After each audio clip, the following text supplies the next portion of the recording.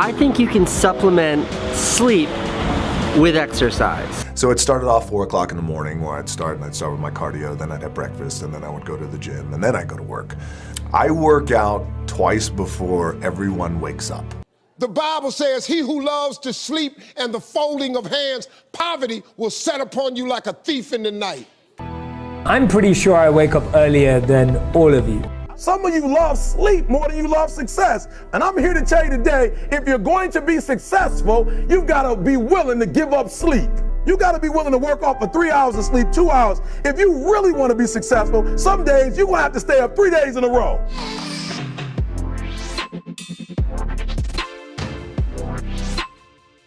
We need to start managing energy before we manage time. We're going to talk about sleep. It's a necessity to perform our best. And there's a lot of noise out there. If you follow any influencer, celebrity, executive, there's a lot of information being thrown out there on how we need to wake up early. 4 o'clock, 3 o'clock, 5:30. It took Mother Nature 3.6 million years to put this thing called an 8-hour sleep necessity in place. And we've come along, and within the space of 100 years, we've lopped off almost 20% of that, if you look at the data. Wow, really? Yeah. Whew. And so many people take pride in that, too. I don't need 8 hours sleep. I got 3. I'm good, ready to go, kick ass, and dominate the world. Yeah. It's the sort of like sleep machismo sort of attitude. There is a lot of that, right? Yeah. Not me, baby. I like sleep. Well, sleep is not just a luxury, it's a necessity. And I believe one of the mistakes we're making is we're not looking at sleep through the right lens. There's no doubt about it. The more you sleep, the less time you're awake. I can't argue that. And so if all you're doing is tracking time, then you're going to not value sleep. But here's something interesting. Every night, we're blessed to go through this magical process called sleep. We really don't even know much about it. I mean, we're studying it, we're researching it, but it's still very mysterious. It's this biological process called sleep. And I remember I was on stage. There was 3,000 people in my audience, big stage, big conference, top sales leaders in this organization, one of the top 10 Fortune 500 companies. And I got to the point of my presentation where I talked about sleep. And I'm showing these graphs of REM sleep and how we don't get much REM sleep in the beginning of sleep. Towards the end of our sleep, we get much more rapid eye movement, REM sleep. And my point was, it's not 5 hours, it's not 6 hours, it's 8 hours. If you get more rapid eye movement, you're going to be able to perform better, you're going to be able to feel better. And I remember this like it was yesterday. One of the executives chimed in and he said, well, I only need 5 hours of sleep in front of 3,000 people. 3,000 people that look up to him as the leader in this organization. The problem is that you're comparing yourself to others. You're not comparing yourself to yourself. And so then on sleep, I get 8 hours of sleep. I prioritize it. I am very focused on it. And for me, I need 8 hours of sleep. I think better. I have more energy. My mood is better. All these things. So let's say that I slept 6 hours a day. Or let's go really crazy and say I slept 4 hours a day. So now I just got 4 so-called productive hours back. 100 decisions, now I can make 133 decisions. And so you make 133 decisions. Is that really worth it if the quality of those decisions might be lower because you're tired or grouchy or any number of things? And that's where I want to begin today. So whether it's The Rock or Jay Shetty or Grant Cardone or Jocko, anybody that says that they don't need sleep, I think the mistake we're making is we're not comparing ourselves to ourselves. There's no doubt about it. Many of these people are super successful, super talented, but I don't think we can sacrifice sleep for long-term health. In the late 1800s, we were sleeping close to 10 hours a night. But Edison's legacy is the one that endured, and his name was tied to electric light as the world embraced it. It was a life-changing event. In 2022, we're averaging less than 6.5 hours a night of sleep. Netflix in 2017, the CEO was interviewed and said his main competition, Netflix's main competition, is sleep. And Netflix followed that up with a tweet that said sleep is their greatest enemy. I'm not making this up. This is true. This is how people think. This is our beliefs. And I think it begins by asking, how do I take care of myself first? Not comparing myself to others, not trying to think, well, this person's successful, what did they do? Because we're going to live for the most part into our 90s. And one of the benefits of sleep is what it does for our health at a longevity standpoint. And we all know we can get away with a little bit of sleep while we're younger, but it only gets more valuable and it only gets more challenging. One of the greatest things that as you study sleep is it's during deep sleep that the body builds these hormones like growth hormone, releases proteins that help repair and build the body. That happens during sleep. Or think about rapid eye movement. This is when we flush the toxins, the beta amyloid enzymes, all this plaque that's in our brain. We flush all these things during that rapid eye movement. If you're only getting 5-6 hours of sleep, you get very little rapid eye movement. The thing that got us in this predicament is at one point, all the way up to 1950, many people thought, including the smartest researchers in the world, that sleep was just a passive, dormant state. We now know it's a very active state for our mind, for our body, and we know there's a lot going on. Not a lot of people talk about it, but during sleep, this is called the glymphatic system. This is the trash, the sewage that eliminate during sleep. We've all heard of lymphatic system. Well, the glymphatic system is something that only kicks on when we're sleeping. Sleep is not a waste of time. It's not a waste of time. It's a very valuable time. It's probably one of the greatest investments you can make is how can you get 8 hours of sleep? But now we have medications, Ambien, you got supplementation, dream capsules help you sleep. Melatonin sales are about to reach $1 billion. All these tricks and hacks to improve our sleep, and it's one of the fastest groups of medications in the world. Think about this. Half Americans feel sleepy throughout their day. Half Americans feel sleepy throughout the day. There's many reasons that we're not sleeping. There's many alarming stats. 20 to 30% of us in the United States suffer from insomnia. And when we get above 55, that jumps to almost 40%. And so now in 2022, there's no country in the world that's sleeping an average of 8 hours a night. The United States, we're sleeping less than 6.5 hours a night. Midnight used to be considered the middle of the night, is now the average bedtime. That's interesting. Midnight used to be the middle of the night. Now it's the average bedtime. If you have to wake up at 6, and so all these folks that are talking about waking up early,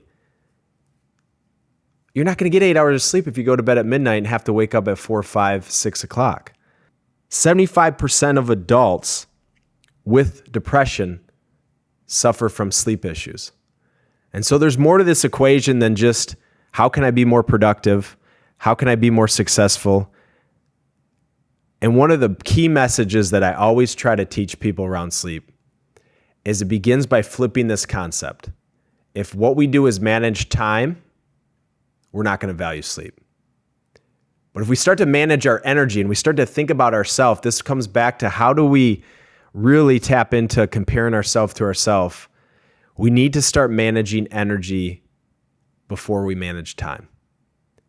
And that starts to prioritize, I need sleep. You need sleep. We need sleep because we need that energy. And so I want to give you my opinion on the top ways to improve our sleep. I think I've hammered the case that sleep is critical. After breathing, sleep is the number one activity that we need to participate in. And it begins by valuing sleep. Number one, do you value your sleep? That's the conversation today. I want you to be successful. You want to be successful. We all want to be successful.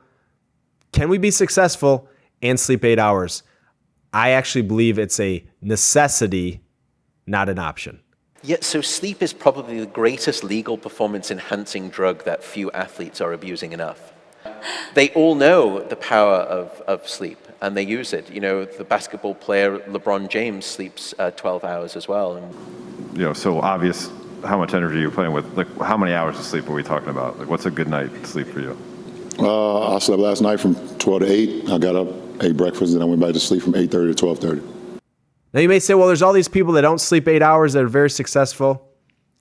I'm going to bet that they're not going to have the health, the happiness, the brain, throughout their entire life. They may be successful in their 40s, 50s, but I don't think they're going to have that long-term success. You can't make up for the lack of sleep. First thing we got to do is we got to value sleep. Number 2, we have to plan our sleep. No longer can we just hit the pillow, hit the bed, and expect to get 8 hours of sleep. We have to plan it. We have to create the environment. Just like you plan in everything, meetings, vacations, company coming over, we have to plan sleep. Number 3, sunlight, vitamin D. I don't recommend taking a vitamin D3 supplement. I believe vitamin D is very important for us to consume, but there's 2 ways to get it versus taking a supplement. Number 1, sunlight. Get outside, get the sun. I live in Michigan. It's not a sunny place all the time, but there's still sunlight that we can get. Number 2, cod liver oil. Cod liver oil is an omega-3 fat coming from cod, but it also has vitamin D3 naturally. These are 2 extremely powerful ways to increase our vitamin D3. Number 4, stress. If we're thinking about work, we're thinking about stress, we're thinking about our relationships or some things that we're trying to fix, we're not going to be able to get that quality sleep. Our mind's going to be too stimulated. We have to close the door for the day. Whether it's sending that last email at 8 o'clock versus 10 p.m., or shutting our phone down, or talking to somebody, our loved ones, about something that's bothering us, we have to close the door for the day before we start to wind down into sleep. Number 5, movement. We have to move the body. We're designed to move. We're not moving as a society. This lack of movement creates this lack of deep quality sleep. Anytime you exercise, are outside doing some yard work, playing around a golf, you start to sleep better. Daily movement's critical. Hydration, minimizing caffeine, minimizing alcohol. These are number 6 when it comes to getting quality sleep. We need to drink half our body weight in ounces of water a day. More hydration, the more electrolytes, the more minerals we have, we're going to stay hydrated, allow us to keep our body temperature cool. Caffeine, you got to make yourself, if you do drink caffeine, consume caffeine, give yourself a curfew. Before lunch, 1-2 cups of coffee, make sure you're minimizing caffeine, no energy drinks, none of this stimulation if possible. And then I do drink alcohol, but I tell people my philosophy on alcohol is I pick the days that I want to drink alcohol because the rest of the days I want good quality sleep. We know we only get 2 stages of the 4-stage sleep cycle when we drink alcohol. And so I pick very wisely when I drink alcohol because it definitely impacts our sleep, especially the deep, rapid eye movement sleep. Magnesium. Magnesium's the relaxation mineral. When we're deficient in magnesium, we can't stay asleep. And so there's a couple ways to get magnesium. I don't recommend a magnesium supplement. I recommend getting it from Epsom salts, which are pure magnesium, and or eating foods, bananas, dates, raisins, figs, so many foods high in magnesium. Remember, it's not what you're consuming, it's what you're absorbing. Magnesium is missing when people can't stay asleep. Taking a nap. I'm a big fan of taking a nap, not for the making up of sleep, but for the ability to manage our stress, to wash our mind, to calm the body. I think of it more of a meditative state than I do catching up on lack of sleep. Sleep environment. Is your sleep environment conducive to sleep? Is it dark? Is it cool? Is it comfortable? It's not the mattress that's causing the sleep epidemic in our country, in the world. It's the sleep environment. Is it cool enough? Is it dark enough? Is there, a comfortable place to sleep? These are important pieces. And the last one, if you're trying to practice an exercise to get to bed, to sleep better, it begins with our nervous system. We have to work on our breathing. Are you practicing diaphragmatic belly breathing? Are you using your nose, your diaphragm? If you're in bed trying to fall asleep, calm the body down. Changing how you breathe is a big deal. And so as I kind of wrap up this subject, I don't want you to fall into this noise conversation that you need to sleep less than 8 hours. Maybe you're trying to be more successful, earn more money, build a business. Yeah, you're going to have to work hard. Some days you're going to have to sacrifice. But I truly believe working with thousands of people, successful people, that you can be successful and more importantly, take care of your health at the same time. And we now know with research and studies, and there's amazing books, Why We Sleep. We now know why we sleep. And once you understand why we sleep, for the brain, for the body, we start to realize it's a necessity. It's not a luxury. It's not an option. We have to sleep better. Remember, manage your energy versus your time. It's possible to be successful and to sleep 8 hours, but it begins with these prioritizations, valuing it. And as always, remember, you have the power to feel your best. And I wish everybody a good night's sleep.